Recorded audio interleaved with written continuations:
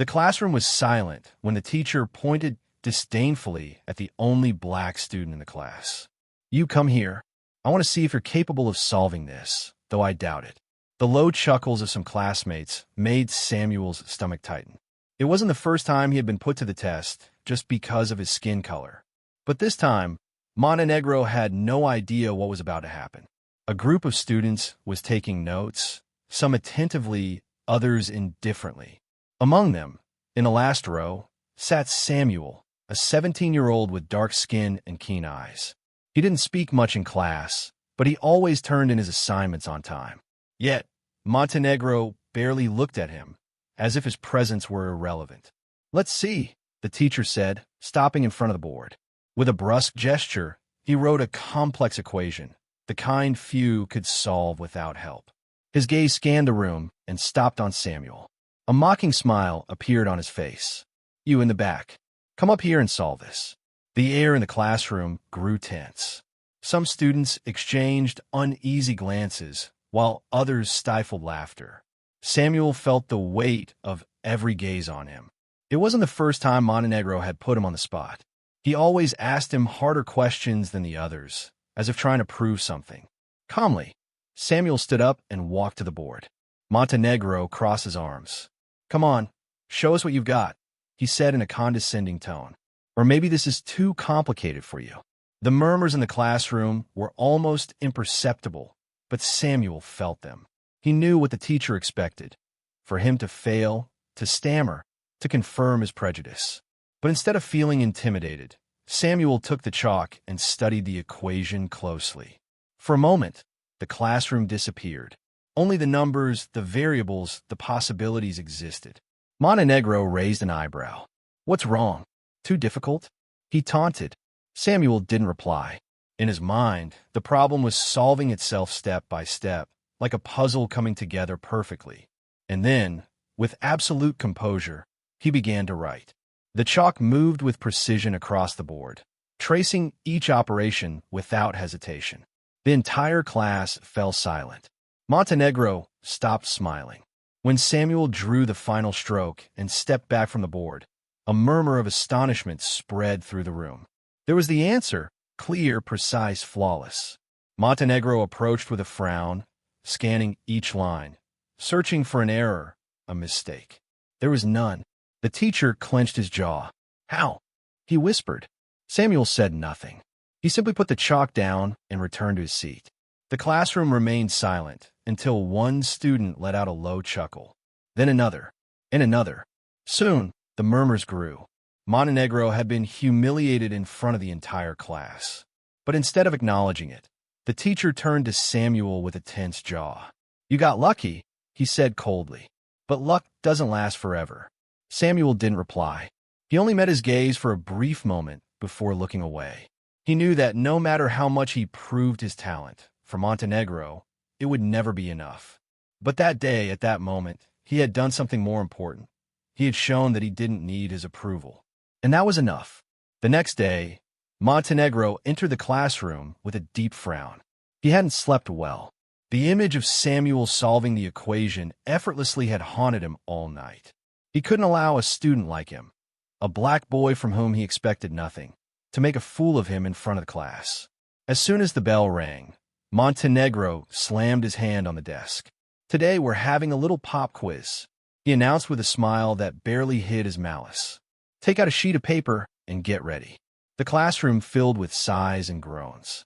No one expected a test.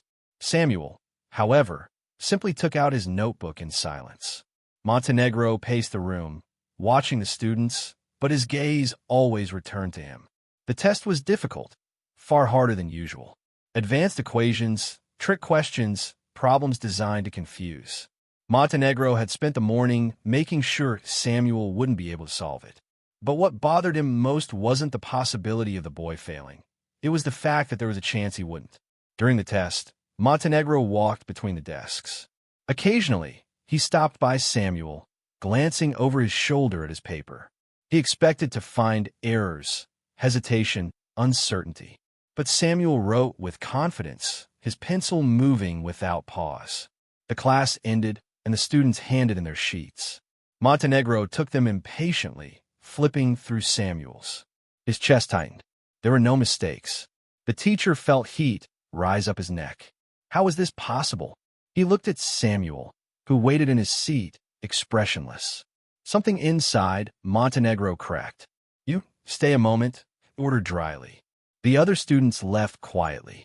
Once the door closed, Montenegro slowly walked to Samuel's desk. "I don't like being made a fool of," he said, his voice low but dripping with venom. "No one solves that test without help. Where did you copy it from?" Samuel looked at him calmly. "I didn't copy it," he replied without hesitation. Montenegro leaned over him, placing both hands on the desk. "Don't lie to me," he growled. "Someone like you shouldn't even understand these equations." Samuel felt a knot in his stomach, but didn't look away. "Someone like me," he repeated, his voice steady. "And what does that mean, Professor?" Montenegro clicked his tongue and straightened up. "It means some people are born for this, and some aren't. And you should know which group you belong to." Samuel slowly stood up, grabbed his backpack, and looked the teacher straight in the eyes. "I know exactly which group I belong to," he said firmly.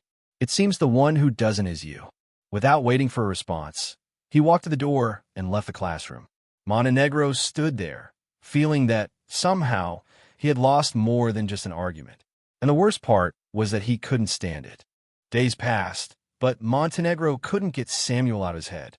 Every time he graded an exam, every time he asked a question in class, his eyes would inevitably land on him, searching for a mistake, an error, something to confirm what he had always believed, that a black student couldn't be better than the rest. But the evidence was impossible to ignore. Samuel not only solved every problem, but he did so with an almost insulting ease. He was faster than anyone in the room, more precise, more brilliant. The teacher tried to ignore it, to minimize it, but there came a point when he simply couldn't anymore. One day, the principal walked into his office with a folder in his hands and a satisfied smile. "Montenegro, we need to talk," he said, dropping the folder onto his desk. "I just reviewed the results of the latest math tests. There's one student with an extraordinary performance, a true prodigy." Montenegro felt a chill run down his spine. "Who?" he asked, though deep down, he already knew the answer. The principal opened the folder and showed him the results. Samuel's name stood at the top, with a perfect score. "This kid is a genius," the principal said enthusiastically. "I'm considering recommending him for a special university scholarship. He could be the next great mathematician in this country." Montenegro clenched his fists. "That's not possible," he said coldly. The principal frowned. "What do you mean it's not possible? The results don't lie." The teacher felt a furious heat rise to his face. He leaned over the folder and slammed it shut. "I don't accept this," he said in a low voice. "It can't be. A black student can't be a genius." The principal blinked, stunned. "Do you hear yourself, Montenegro?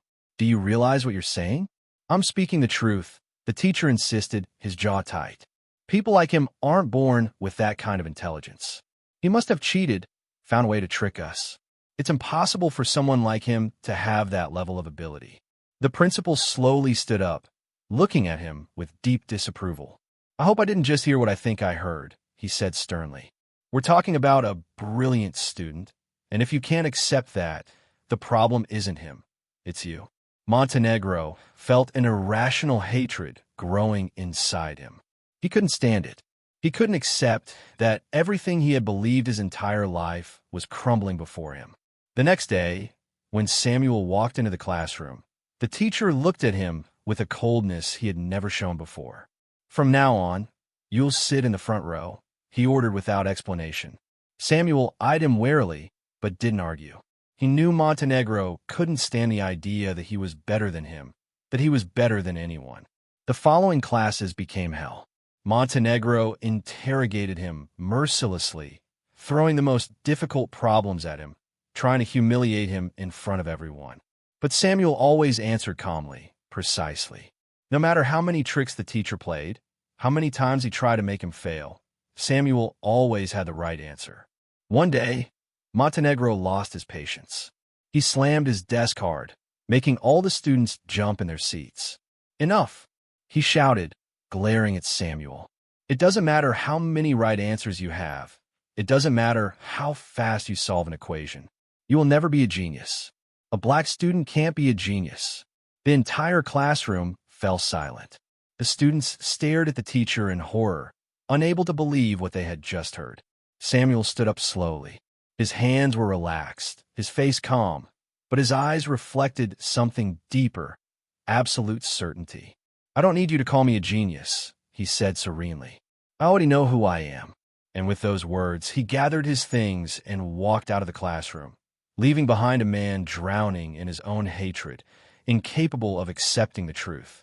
Samuel's words lingered in the air, leaving a mark impossible to erase.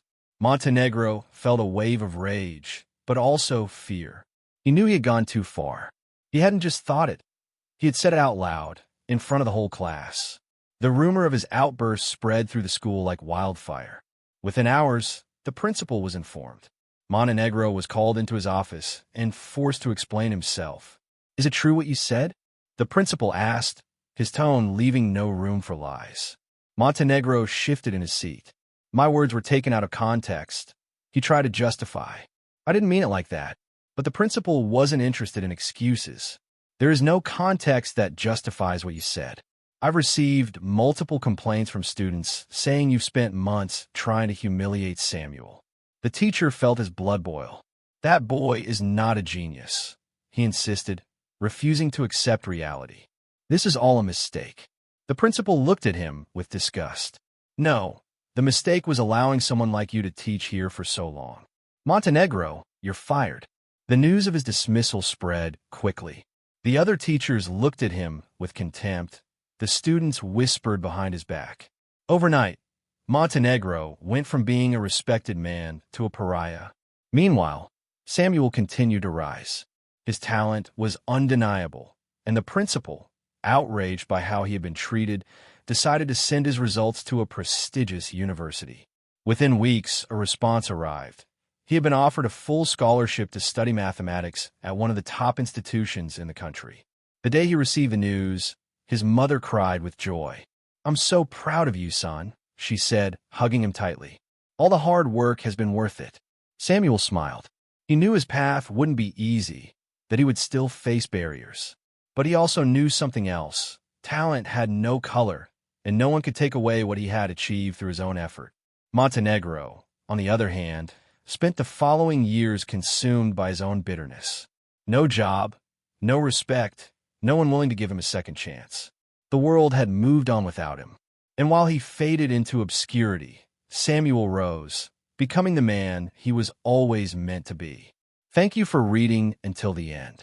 If this story made you reflect, don't miss the next one I recommend here.